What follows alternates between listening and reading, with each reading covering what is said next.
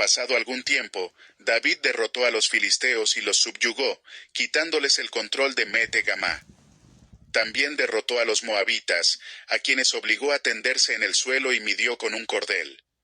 A los que cabían a lo largo de 2 medidas los condenó a muerte, pero dejó con vida a los que quedaban dentro de la medida siguiente. Fue así como los moabitas pasaron a ser vasallos tributarios de David. Además, David derrotó a Hadadezer, hijo del rey Rehob de Sobá, cuando Hadadezer trató de restablecer su dominio sobre la región del río Éufrates. David capturó 1000 carros, 7000 jinetes y 20.000 soldados de infantería. También rompió las patas de los caballos de Tiro, aunque dejó los caballos suficientes para 100 carros. Luego, cuando los arameos de Damasco acudieron en auxilio de Hadadezer, rey de Sobá, David aniquiló a 22.000 de ellos. También puso guarniciones en Damasco, de modo que los arameos pasaron a ser vasallos tributarios de David. En todas las campañas de David, el Señor le daba la victoria. En cuanto a los escudos de oro que llevaban los oficiales de Hadadezer, David se apropió de ellos y los trasladó a Jerusalén. Asimismo se apoderó de una gran cantidad de bronce que había en las ciudades de Tebaj y Berotai, poblaciones de Hadadezer. Tou, rey de Hamat, se enteró de que David había derrotado por completo al ejército de Hadadezer. Como Tou también era enemigo de Hadadezer, envió a su hijo Jorán a desearle bienestar al rey David, y a felicitarlo por haber derrotado a Hadadezer en batalla. Jorán llevó consigo objetos de plata, de oro y de bronce, los cuales el rey David consagró al Señor, tal como lo había hecho con la plata y el oro de todas las naciones que él había subyugado: Edom, Moab, Amón, Filistea y Amalec.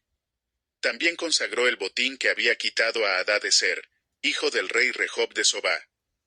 La fama de David creció aún más cuando regresó victorioso del Valle de la Sal, donde aniquiló a 18.000 edomitas. También puso guarniciones en Edom, las estableció por todo el país, de modo que los edomitas pasaron a ser vasallos tributarios de David. En todas sus campañas el Señor le daba la victoria. David reinó sobre todo Israel, gobernando al pueblo entero con justicia y rectitud. Joab, hijo de Sarbia, era general del ejército. Josafat, hijo de Ahilud, era el secretario. Sadoc, hijo de Ahitob, y Ahimelech, hijo de Abiatar, eran sacerdotes. Seraías era el cronista. Benaías, hijo de Joiadá, estaba al mando de los soldados quereteos y peleteos, y los hijos de David eran sacerdotes. El rey David averiguó si había alguien de la familia de Saúl a quien pudiera beneficiar en memoria de Jonatán, y como la familia de Saúl había tenido un administrador que se llamaba Siba, mandaron por él. Cuando Siba se presentó ante el rey David, éste preguntó: ¿Tú eres Siba? A sus órdenes, respondió. ¿No queda nadie de la familia de Saúl a quien yo pueda beneficiar en el nombre de Dios? Volvió a preguntar el rey. Sí, todavía le queda a Jonatán un hijo que está tullido de ambos pies, le respondió Siba al rey. ¿Y dónde está? En Lodebar. Vive en casa de Maquir, hijo de Amiel. Entonces el rey David mandó a buscarlo a casa de Maquir, hijo de Amiel, en Lodebar. Cuando Mefiboset, que era hijo de Jonatán y nieto de Saúl, estuvo en presencia de David, se inclinó ante él rostro en tierra. ¿Tú eres Mefiboset?, preguntó David. A sus órdenes, respondió él. No temas, pues en memoria de tu padre Jonatán he decidido beneficiarte. Voy a devolverte todas las tierras que pertenecían a tu abuelo Saúl, y de ahora en adelante te sentarás a mi mesa. Mefiboset se postró y dijo: ¿Y quién es este siervo suyo para que usted se fije en él? Si no valgo más que un perro muerto. Pero David llamó a Siba, el administrador de Saúl, y dijo: Todo lo que pertenecía a tu amo Saúl y a su familia, se lo entrego a su nieto Mefiboset. Te ordeno que cultives para él la tierra, y guardes la cosecha para el sustento de su casa. Que te ayuden tus 15 hijos y tus 20 criados. En cuanto al nieto de tu amo, siempre comerá en mi mesa. Tu servidor hará todo lo que mi señor el rey me ordene, respondió Siba. A partir de ese día, Mefiboset se sentó a la mesa de David como uno más de los hijos del rey. Toda la familia de Siba estaba al servicio de Mefiboset, quien tenía un hijo pequeño llamado Micaías. Tullido de ambos pies, Mefiboset vivía en Jerusalén, pues siempre se sentaba a la mesa del rey. Pasado algún tiempo, murió el rey de los amonitas, y su hijo Hanún lo sucedió en el trono.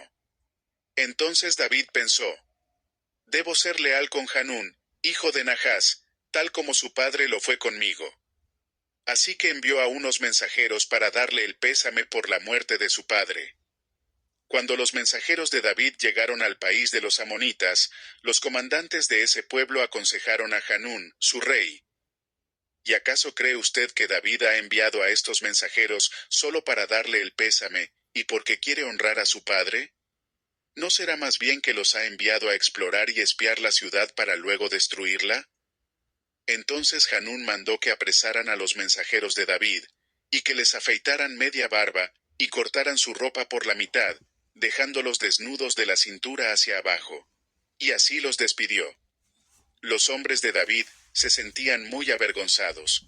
Cuando David se enteró de lo que había pasado, mandó que los recibieran y les dieran este mensaje de su parte: quédense en Jericó, y no regresen hasta que les crezca la barba. Al darse cuenta los amonitas de que habían ofendido a David, hicieron trámites para contratar mercenarios. De entre los arameos de Bet-Rehob y de Sobá, 20,000 soldados de infantería; del rey de Macá, 1,000 hombres; y de Tob, 12,000 hombres. Cuando David lo supo, despachó a Joab con todos los soldados del ejército. Los amonitas avanzaron hasta la entrada de su ciudad y se alistaron para la batalla, mientras que los arameos de Sobá y Rehob se quedaron aparte, en campo abierto, junto con los hombres de Tob y de Macá. Joab se vio amenazado por el frente y por la retaguardia, así que escogió a las mejores tropas israelitas para pelear contra los arameos. El resto de las tropas las puso al mando de su hermano Abisai, para que enfrentaran a los amonitas. A Abisai le ordenó: si los arameos pueden más que yo, tú vendrás a rescatarme, y si los amonitas pueden más que tú, yo iré a tu rescate. Ánimo, luchemos con valor por nuestro pueblo y por las ciudades de nuestro Dios, y que el Señor haga lo que bien le parezca. Enseguida Joab y sus tropas avanzaron contra los arameos, y éstos huyeron de él.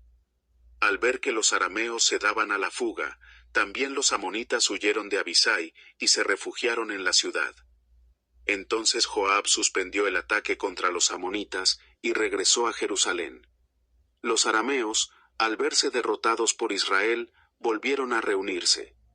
Además, Hadadezer mandó movilizar a los arameos que estaban al otro lado del río Éufrates, los cuales fueron a Gelán bajo el mando de Sobac, comandante del ejército de Hadadezer. Cuando David se enteró de esto, reunió a todo Israel, cruzó el Jordán, y marchó hacia Gelán. Los arameos se enfrentaron con David y lo atacaron, pero tuvieron que huir ante los israelitas. David mató a 700 soldados que guiaban los carros de guerra y a 40,000 de infantería. También hirió a Sobac, comandante del ejército arameo, quien murió allí mismo. Al ver que los arameos habían sido derrotados por los israelitas, todos los reyes vasallos de Hadadezer hicieron la paz con los israelitas y se sometieron a ellos. Y nunca más se atrevieron los arameos a ir en auxilio de los amonitas.